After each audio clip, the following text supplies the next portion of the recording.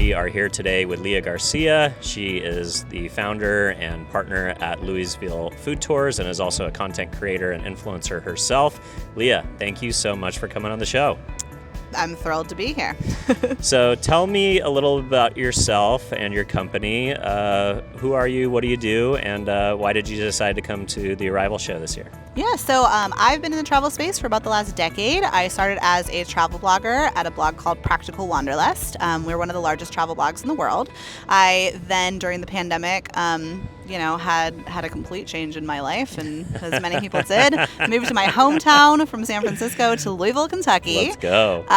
Started a local destination blog and a local food tour operator company. So I tell the story of Louisville now. I got a little tired of telling the stories of destinations all over the world, and I was really excited to tell the story of a place that's been near and dear to my heart for as long as I can remember. So my husband and I founded Louisville Food Tours together. We've been running it for about the last 2 years, and it's been fantastic. I love getting to tell the story of Louisville one bite at a time on our food and history walking tours. So I came to ARRVAL because I came last year for the first time. This is my second time, and I learned so much. I came away with so many takeaways. It kind of felt like getting a cheat sheet and just skipping years of learning. And so I wanted to do that again. I love it. Take a shortcut. So as I mentioned off camera, you are the second creator that I've met so far at the show that's also an operator. You went from the other direction of being an influencer and working in the media side of the business first, and then moving into being an operator. The other gentleman I spoke to kind of went in the opposite direction, where he started off just trying to market his tours and then became an influencer during COVID. How important is it for operators to have a parallel personal brand that helps power their marketing? And what is your thoughts around the idea that people don't buy from companies, they buy from other people as it pertains to founder-led consumer marketing? So just a small short question. Okay. So we can take that in bites if you want. So what's interesting is that, I created a brand. It was a couples travel blog.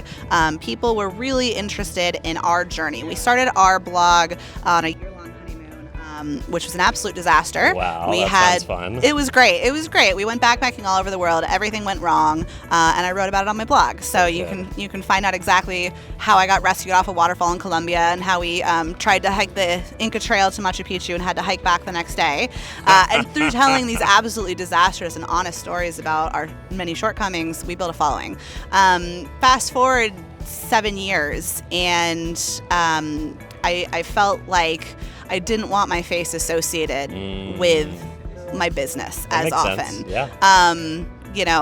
Parasocial relationships are weird. Mm-hmm. Like, I love my followers, and I love that they feel that connection with me. You didn't want to feel like you were living in a reality show anymore. Yeah, I don't want to be famous. I don't want to be a celebrity, right? That way. Yeah. I want to be anonymous. It's not great. Like, I love being recognized when I'm traveling or when I'm out and about, but I'm also then I become hyper aware, right? Yeah. It's like whatever the influencer version is of the male gaze, right? It's the audience gaze. Yeah, who's looking at me, and what was I just saying, and how am I appearing?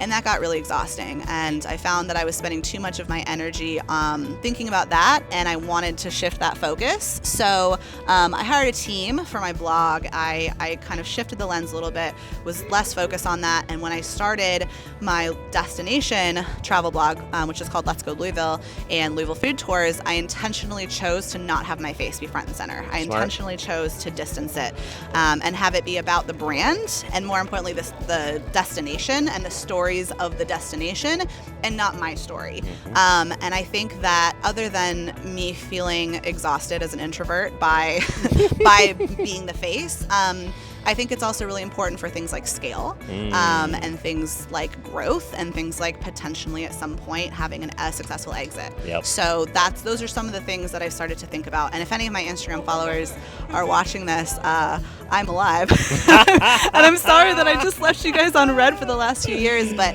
I spend my energy, my emotional energy now, I don't spend it at work. I spend it on my family. And so I'm able to compartmentalize between business and personal. And as an influencer, I wasn't finding a way to do that. Wow, I love that. It's such a healthy conversation around the creator ecosystem and burnout and mental health in general. Yes, very that. And also, I've come from the influencer marketing side. I was the CRO of an influencer agency based out of Nashville for 8 years.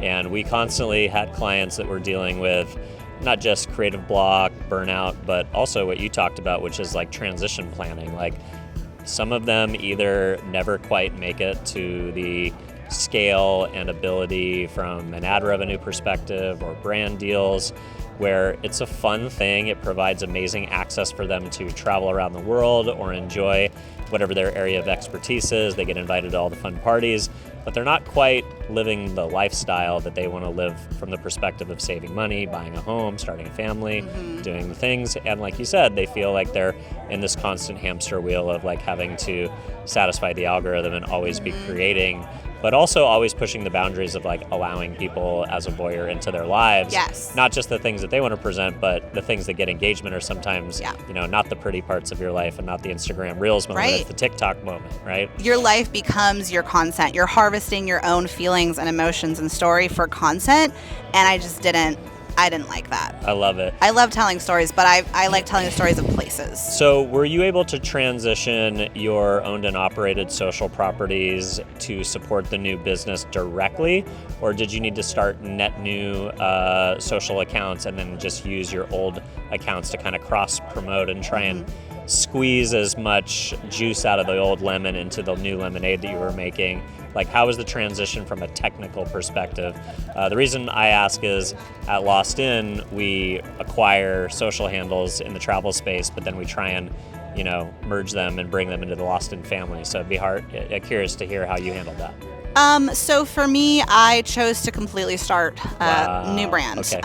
It's under the umbrella, right? And there is some shift, but on my big travel brand, those followers are traveling all over the world. Maybe I can convince them to come to Louisville once or twice. Hopefully they do. They've seen me talking about it a lot. But it's not quite the same as intentionally targeting people who have already heard of Louisville and are already trying to visit there. So I created a whole brand called Let's Go Louisville that is just about my destination and telling those stories and helping people plan trips there. And then I did cross-pollination. In terms of the technical side, for a while, back when the rules of SEO made sense, I could link to my new blog from my old, right? And I could also take those articles, put them on a new place, do an ARRVAL canonical thing. It's, getting a little technical at this point. A little technical.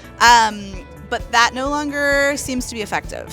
So those rules have changed, and at this point, they really are different. So I do get followers coming and asking me, hey, I'm going to Louisville, what should I do? But it's the Louisville blog helps fuel my Louisville business, but the large travel blog, it feels very separate at this point. What's the breakdown of your audience on the Louisville socials, local or in-state versus folks coming in as destination tourism? So I find that when it comes to Instagram and TikTok, the people that are following me are locals. I didn't expect that. But the people that are following me, they want to know what's cool and new to do in Louisville. What's the new restaurant that just opened? And, and they're sending it to all their friends who live there. Ideas. Not even just things to do. Right. So our tagline is, helping visitors and locals explore Louisville, Kentucky and beyond. And the name Let's Go Louisville, it's not just about let's go to Louisville. It's also like, hey, Louisvillians, let's go do stuff. Let's get off the couch. But that's totally different when you look at things like email marketing, because we're able to target using opt-ins, and we're able to capture visitors who are planning a trip, but they only stay on our list, for the duration of the time it takes them to plan that trip, and then they're going to leave us. In my travel blog, I was able to keep them along for their next trip, right? With the Louisville and the destination focused site, it's a bit of a shorter lifespan, but the hope is that I'm able to help them plan their trip. I'm able to show them all the amazing things to do in Louisville, and hey, by the way, I run a food tour, and hopefully you'll consider that too. Check it out as well. What do you think the conversion rate is from folks that are passive followers that then become, a follower or actually go through the tour? Like, do you have data behind that yet? That's a great idea. I sure wish I did.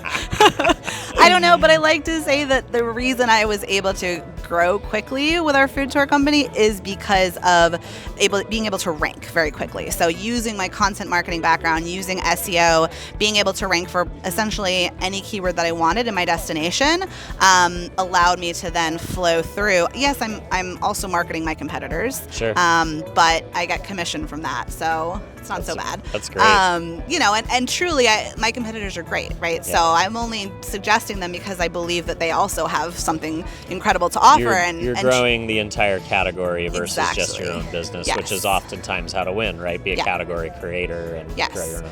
And there's a lot of selling my destination too. I mean, we had a long conversation before we started recording about Louisville, and I was so thrilled that you'd been there because I didn't have to give you the whole spiel about, hey, actually, there's a reason to come here. It's amazing. We have bourbon, we have horses, you know. But a lot of people have never heard of Louisville, or if they have, it's for something like KFC, or maybe they've heard of the Derby, and they never thought to plan a trip there. So there's a lot of brand awareness, right? There's a lot of destination awareness, and convincing you to come to our destination. And then also, once you're here, I hope you'll consider what I think to be one of the best things to do there, because I built it, but also I genuinely believe we have an amazing experience to offer. So that's kind of the other piece of it. I love it.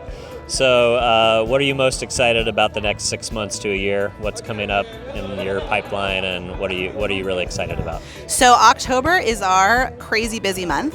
You'd think it would be May. If you know anything about Louisville, the Derby is in May. But October is spooky season, and Louisville is an awesome spooky destination. Cool. We have so much going on. So Louisville Food Tours runs 2 different ghost tours, and October is already absolutely insane. Already popping. Let's go. So I'm looking forward to October, and then I'm looking forward to everybody just sort of closing their doors and hibernating until March. And that's when I'm going to take all my notes from Arrival, put them into action, do some work in my business and on my business, and so I'm excited about a little bit of a reprieve. I love it. Well, Lia, anywhere you want to point our viewers of where to check out the tours and/or where to follow you on social? Absolutely. So if you're coming to Louisville, check out letsgolouisville.com for all of my recommendations on things to do.